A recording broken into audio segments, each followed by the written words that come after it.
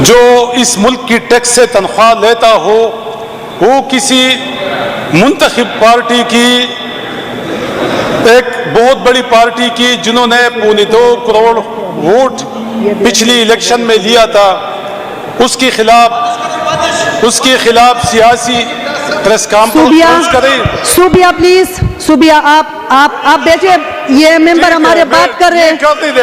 सूबिया polish लगा ले, Adnan, polish इनका काम है, अदनान इनकी सियासत इसी पे खड़ी है। सूबिया आप जानबूझ के इस हालत को खराब कर रहे हैं, इसको सियासत में ना लाए। ये हमारा मेजर जनरल साहब है, आप बैठे, आपको ये दिखाने की जरूरत नहीं है।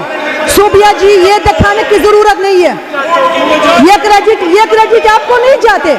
सूबिया ये क्रेडिट आपको नहीं जाते, ये मेजर जनरल है, ये आपके भी अफसर नहीं है, ये फौज को रिप्रेजेंट करे। प्लीज आप बैठ जाए, आप अपने कारकर्दगी दिखाए, बैठ जाए। इस टाइम बात करें मेरे मेंबर, आप बैठ जाए, ये उठा ले इनसे, ये ले ले इनसे, ये चीज ले ले, ये बैठे सूबिया आप बैठे जलाल, मुझे पता है जलाल, मुझे पता है जलाल आप किस तरीके से आए हैं, मुझे पता है।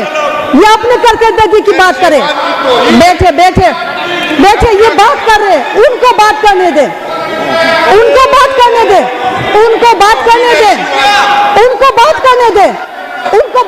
ये हटा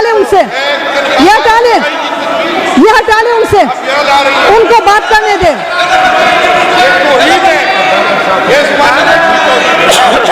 डॉक्टर साहब आप कंटिन्यू रखें, डॉक्टर साहब आप कंटिन्यू रखें।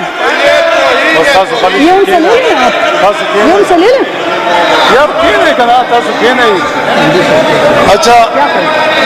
अच्छा, हमारी जितनी भी पीटीआई की मेंबर है, आप बैठ जाए, मैं जवाब दे रहा हूं। जलाल साहब आप मुझे सुने, पहले आराम से बैठ के सुने, आप बैठ के सुने। आप इतने जज्बाती क्यों हो रहे हो? आप बैठ के सुने। आप तो कह रहे हैं कि मैं कितने लोगों को रिप्रेजेंट करूं, यही आपके हाल है। आप बैठ के सुने, ये मेजर जनरल है पाकिस्तान का, ये आपकी तरफ से नहीं है, इसमें आपकी कोई कारकर्दगी नहीं है, उसको सब जानते हैं। आप अपने प्रोग्रेस दिखाओ, बैठो, आराम से बैठो सूबिया, आराम से बैठो, इसको सब। आमिना साहिबा बैठ जाए प्लीज, आप सुने। डॉक्टर अमजद साहब आप अपना कंटिन्यू रखे, ये पीछे चीखेंगे, आप कंटिन्यू रखे, हमें पता है। बैठ जाए, तसल्ली रखे, ये आपकी तरफ से नहीं है, क्यों खौफजदा हो तुम लोग, क्यों खौफजदा? ये मेजर जनरल फौज का आपकी तरफ से नहीं है, बैठ जाए, आप बात करें। अच्छा मैडम स्पीकर साहिबा, कोई बात नहीं है, कुछ नहीं होगा। जो करना चाहती है ये दूसरों के प्याले से हमेशा उनकी चाय पीने की वो आदत है। अपने आप को एक्सपोज करना चाहती है और एक्सपोज ये हो चुकी है। पहले ये कह रही थी कि वोट को इज्जत दो, अब इसने खुद साबित किया अपने अमल से कि वोट को इज्जत दो, तो वोट को इसको इज्जत, वोट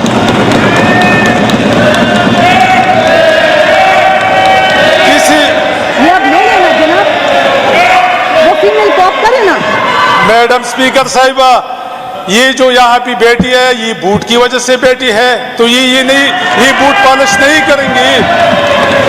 मैडम स्पीकर साहिबा, अगर ये बूट पॉलिश नहीं करेंगी, बूट नहीं चाटेंगी, तो इसकी तो और कोई ड्यूटी है ही नहीं। इन्होंने तो खुद अपनी इब्तिदाई स्पीच में, मैडम स्पीकर साहिबा, उन्होंने अपनी इब्तिदाई स्पीच में कहा था कि हम असीम मुनीर साहब का शुक्रिया अदा करना चाहती है कि वो हमें असेंबली में लेके आई है, तो ये इनको कर नहीं दे, इनको एक्सपोज होने दे। मुझे एक मिनट दे जनाब स्पीकर साहब, मैंने भी आर्मी चीफ का शुक्रिया अदा किया। आप बैठे, सोनिया बैठे। जनाब स्पीकर साहब, तो क्या करें? अच्छा जनाब स्पीकर साहब, ये लोग लड़ाई नहीं कर रहे, मैं अपनी बात, ये लड़ाई नहीं कर रहे हैं। अच्छा जनाब स्पीकर साहब, मैं इसकी जवाब सुनना है ना। DGISPR साहब ने जो गालियां दी है, हमारी चेयरमैन इमरान खान साहब की बहनें अपनी भाई से मुलाकात के लिए अडियाला जेल के सामने बैठी थी। रात 2 बजे उनके ऊपर एक इंसानियत सोच उसके साथ सलूक हुआ। उनके ऊपर वाटर कैनन फेंकी गई इस सर्दी के मौसम में। उनका गुनाह ये था कि वो अपनी भाई से मिलने के लिए जाती है और उनको हक हासिल है, पाकिस्तान का आईन उनको हक देता है कि अपनी भाई के साथ वो मिले, लेकिन फेडरल हुकूमत और सिक्योरिटी एजेंसियाँ पहले से ताक में बैठी होती है कि कोई अखबारी खबर बन जाए।